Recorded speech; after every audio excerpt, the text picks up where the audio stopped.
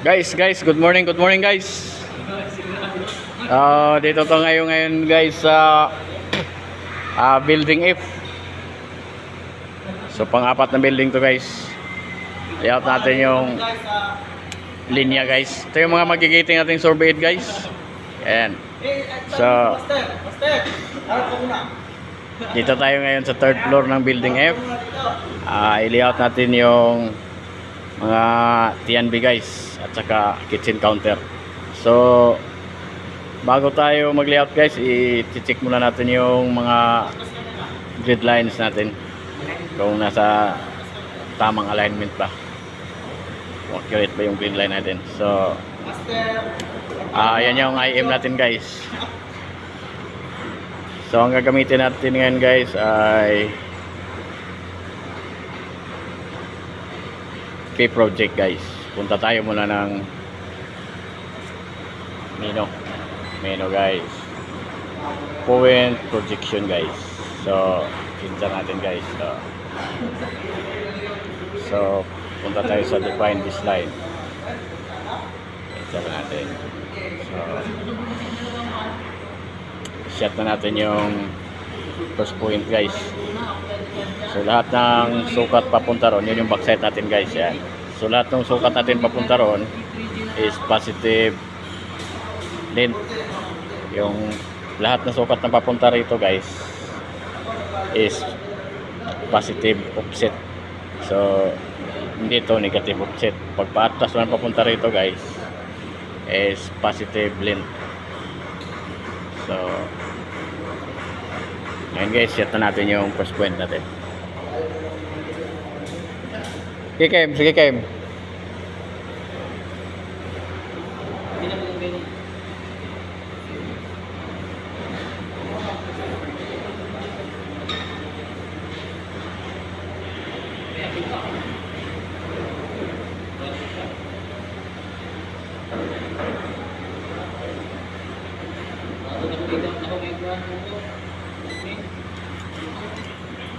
Okay, nagsusukat na siya guys. So okay lang natin.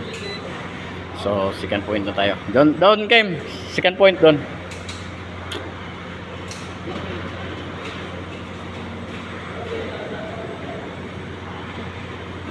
So sabi niya dito guys, measure second point.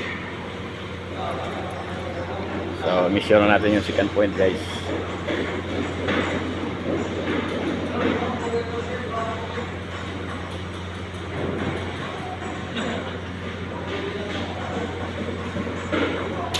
Okay, level mo, level.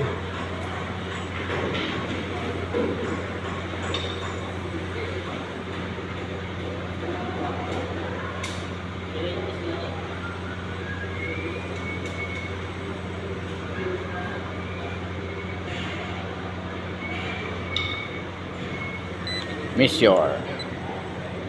Sukat na siya guys. So sukat na natin yung second point. So okay lang natin. Okay ulit. So punta tayo sa point projection. Baba natin guys. So enter natin. So na-set up na natin yung instrumento natin guys. So ngayon, sige Kim, okay na. Dito Kim. Sige.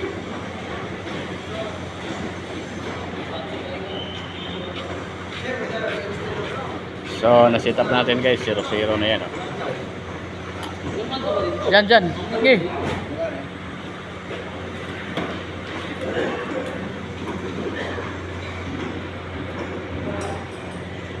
So length yung i-layout natin guys, dapat ano siya 2 meters.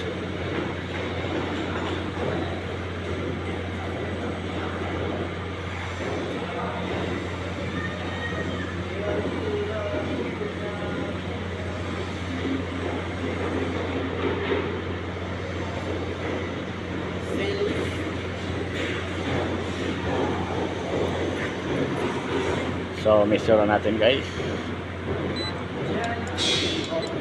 Yan. Tapos yes natin. Yun na. Lalabas na yung length niya guys. So negative 2 meters. May 1 milli tayo na difference guys. Pitik yan Kim? Kaya ka na yan. 1 milli pwede na yan guys. Pabor mo lang dito ng 1 mm. Ay, ano, pabor mo doon 1 mm. Okay guys. So, yun lang muna guys. Hanggang sa sunod muli. So, maraming salamat. And ingat po tayo.